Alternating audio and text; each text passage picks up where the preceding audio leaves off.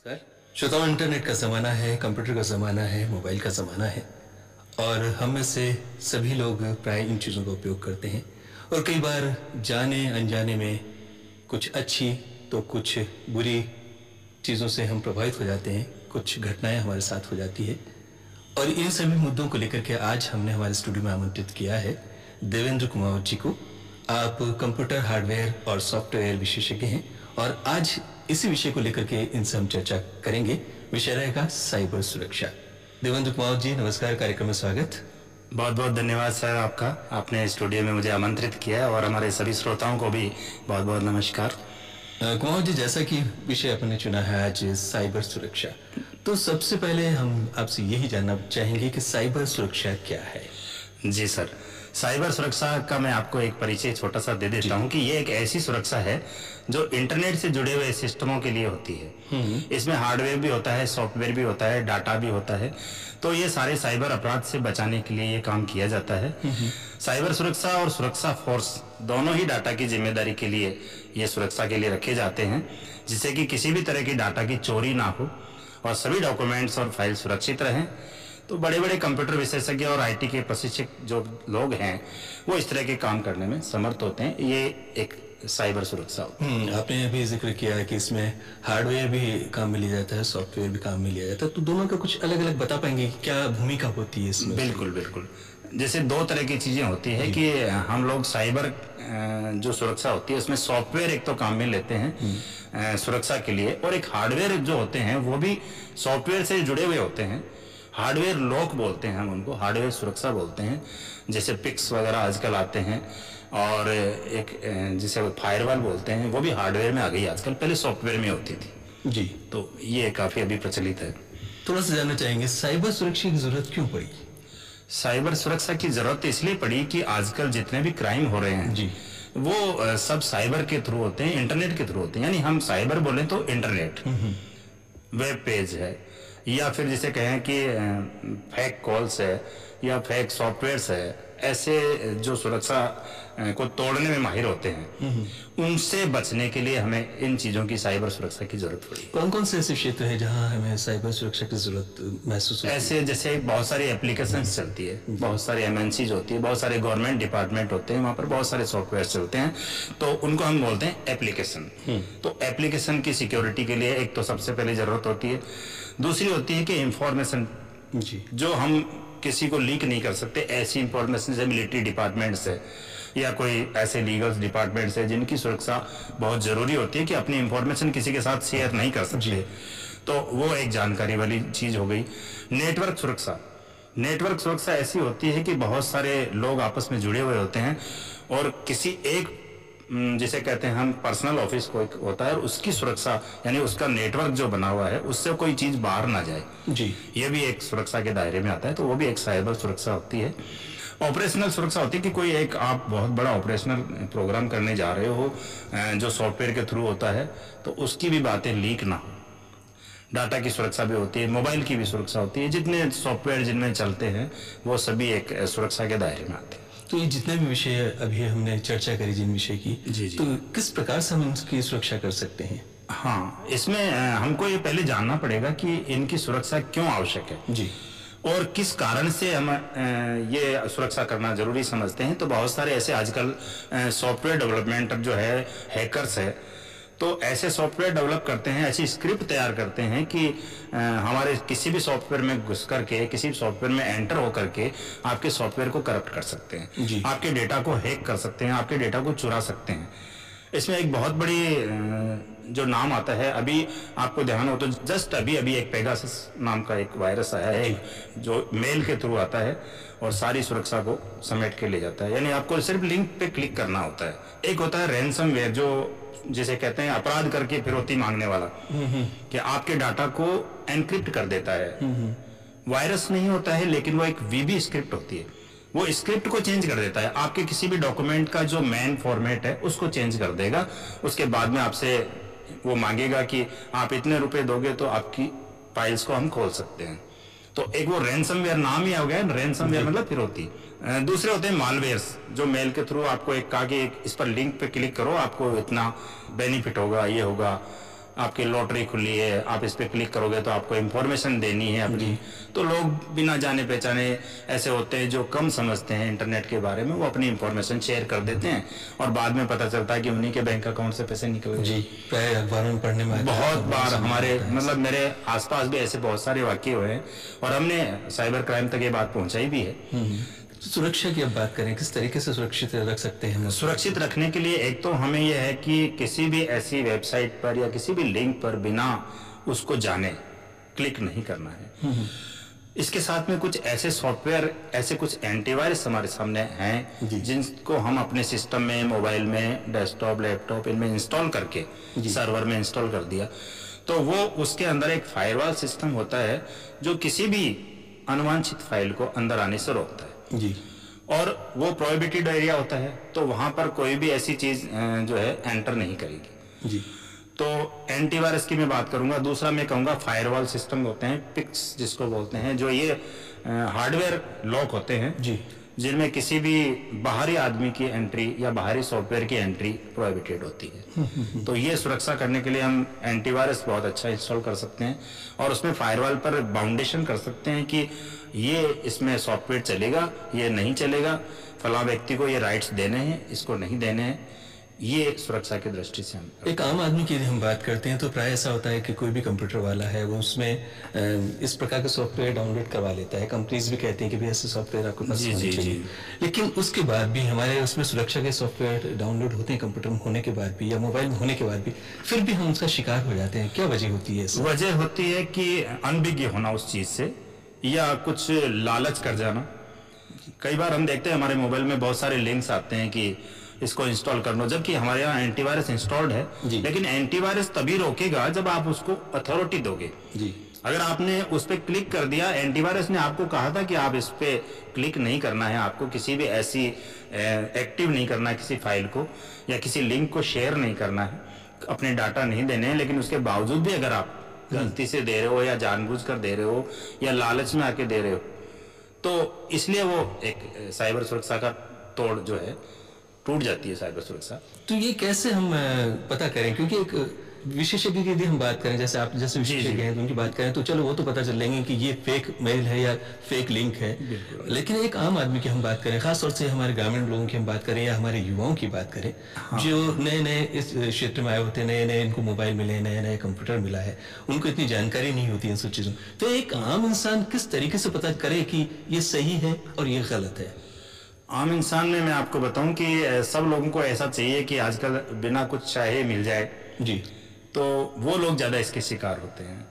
और कुछ वास्तव में अनभिज्ञ होते हैं, जैसे आपके पास फेक कॉल आया कि आपके व्हाट्सएप पे ये इनाम निकला है और आप ये लेना है तो आपको अपना मोबाइल नंबर वगैरह, ईमेल एड्रेस, आपका बैंक अकाउंट नंबर या आपका आधार नंबर देना होगा।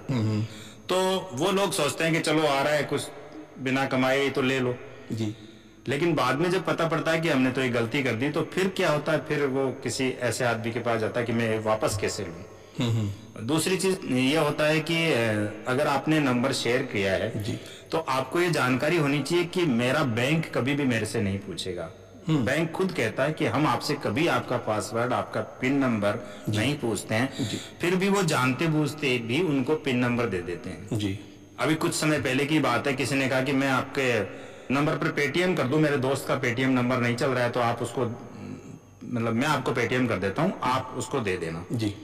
तो उन्होंने कहा कि ठीक है, मेरे को लग रहा है आप मेरे साथ फ्रॉड कर रहे हो। कि नहीं नहीं सर, मैं अभी 2 मिनट में आपके इस पे 1000 रुपए ट्रांसफर करता हूँ पहले जी। और उसने तुरंत 1000 रुपए ट्रांसफर कर दिए। उसने वापस फोन किया, सर आए पैसे? बोला हाँ यार आ गए पैसे। तो ठीक है, मैं अब आपको 9000 रुपए ट्रांसफर करूंगा, तो आप जैसे ही आपके पास 9000 रुपए की लिंक आएगा, वो लिंक पे आप क्लिक कर देना जी, तो आपके अकाउंट में पैसे ट्रांसफर हो जाएंगे, क्योंकि बड़ा अमाउंट है। तो उसने चलो ठीक है, 1000 रुपए तो आ ही गए, 9000 और आ जाएंगे तो क्या दिक्कत है। और उसने जैसे ही वो उसके मैसेज आया कि इस लिंक पे क्लिक करो कि एक्सेप्ट पे और डिनाइड, तो उसने पे क्लिक कर दिया। पे करते ही वो बोला कि ठीक है, और पे करते ही वो बंद हो गया, लिंक तो बंद हो गया जी। उसने वापस उसको फोन करेगा कि फोन किया तो फोन बंद आ रहा है जी, लेकिन 2 मिनट बाद ही उसके मोबाइल पे मैसेज आता है कि आपके अकाउंट से 9000 रुपए डेबिट हो गए। कई बार ऐसा होता है कि हमारे मोबाइल पे या हमारी ईमेल पे ऐसे संदेश आए हुए होते हैं कि भाई, जैसे अभी आपने जिक्र किया था कि इनामों की बात करते हैं, राशियों की बात करते हैं, पुरस्कार, कई गाड़ियों की बात करते हैं कि आपके लिए ये गाड़ी निकली, आपकी गाड़ी निकली है और आप इसको लिंक करिए और इसके बाद इसको आप 10 लोगों तक शेयर करिए, 5 लोगों तक शेयर करिए, उसके बाद हम आपको ये इनाम आप तक पहुंचा देंगे। बिल्कुल। तो अब ऐसे जो लिंक आते हैं तो इनसे क्या करना चाहिए कि इंसान को कैसे बचना? मेरा ख्याल है कि हमें किसी को शेयर नहीं करना चाहिए, क्योंकि हमारी इंफॉर्मेशन तो उसके पास जा चुकी है जी। बाकी दूसरे भी परेशान ना हो। कल को हम ये लालच में आकर के 50 आदमी को शेयर कर रहे हैं तो 50 आदमियों के नंबर उनके अकाउंट में चले गए। लेकिन ये मैसेज आ कैसे जाते हैं जब हम इतना रखते हैं, अपने आप को सुरक्षित रखते हैं, चाहे मोबाइल की बात ये सब टेलीकॉम कंपनी वालों से ये अपना ये ले लेते हैं नंबर हमारे, और उनमें कोई न कोई ऐसा व्यक्ति होता है जो ये नंबर शेयर कर देता है, पैसे में बेच देता है कि मैं आपको 1000 या 2000 या 5000 नंबर दूंगा, बदले में मुझे क्या दोगे। हमने तो किसी को नंबर दिए नहीं होते हैं, हमारे पास मैसेज कहाँ से आ जाते हैं, तो सिर्फ टेलीकॉम कंपनी के अलावा कोई नहीं दे सकता। हाँ, आपकी बात से कुछ हम भी सहमत हैं, क्योंकि एक किस्सा हमने सुना था, हमारे एक मिलने वाले थे तो उनके साथ भी ऐसा ही हुआ। उन्होंने कोई क्रेडिट कार्ड ले रखा था किसी बैंक का, उन्होंने उसको कभी यूज नहीं किया, कभी काम में नहीं लिया, बिल्कुल, है ना।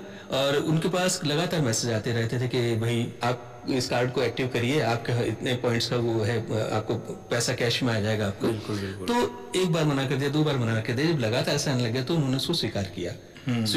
तो उसके बाद जैसे कि अभी आपने कहा कि वो ओटीपी वाली बात या पिन वाली बात वो किया उन्होंने कि भाई आपके 4000 पॉइंट या 5000 पॉइंट हम ट्रांसफर करें, आपको ये करना होगा। उन्होंने किया, पता चला उसके बाद थोड़ी देर बाद उनके अकाउंट से 10,000 रुपए बिल्कुल चले गए। वही चीज होती है। अच्छा, ये जो मैसेज आता है वो बैंक से या किसी एटीएम कंपनी से नहीं आता है या किसी क्रेडिट कार्ड का वहां से नहीं आता है, ये फ्रॉड लोग होते हैं जो हमारा नंबर से हमें। लेकिन सवाल वही वापस उठता है कि जब किसी भी कंपनी का हम मोबाइल ले रहे हैं या कनेक्शन ले रहे हैं या इंटरनेट कनेक्शन हम ले रहे हैं, कुछ भी ले रहे हैं, तो उसमें ये होता है कि हम आपका डेटा कहीं शेयर नहीं करेंगे। जैसे कि मैंने कार्ड का उदाहरण दिया आपको, उस आदमी ने कार्ड को काम में लिया ही नहीं, तो उसका डेटा अनजान लोगों के पास कैसे पहुंच गया? मैं उसका एक आपको बताता हूँ उदाहरण।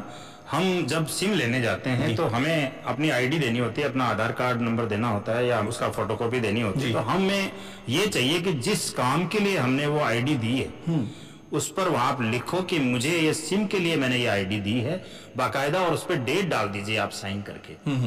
तो आपके डेटा कहीं लीक नहीं होंगे, क्योंकि वो उसकी कॉपी नहीं कर सकता जी। लेकिन अगर आपने सिंपल उसको फोटोकॉपी दे दी है तो उसकी कॉपी करके और वो 10 लोगों को दे देगा वो आईडी, और उस आईडी की 10 सिम निकल जाएगी। तो ये सबसे बड़ी सुरक्षा है कि जिस काम के लिए आप आईडी दे रहे हो किसी भी डिपार्टमेंट में जी, तो एक तो आप रिटर्न में लोगे कि मैंने ये आईडी दी है आपको जी, और दूसरी चीज आप उस पर मेंशन करोगे कि किस पर्पज के लिए आपने ये आईडी दी है जी। तो अब थोड़ा सा आपसे ये जानना चाहेंगे कि ये जो क्षेत्र है थोड़ा सा नया क्षेत्र है जी, साइबर सुरक्षा वाला क्षेत्र है। मान लीजिए कि हमारे कोई युवा या ग्रामीण भाई इस क्षेत्र में आना चाहते हैं और अनुभव लेना चाहते हैं, जानकारी लेना चाहते हैं, तो क्या इसको अपना सकते हैं? बिल्कुल अपना सकते हैं। उनको एक खास इसके लिए कोर्स करना होता है जो इंफॉर्मेशन टेक्नोलॉजी ये कोर्स प्रोवाइड करवाती है।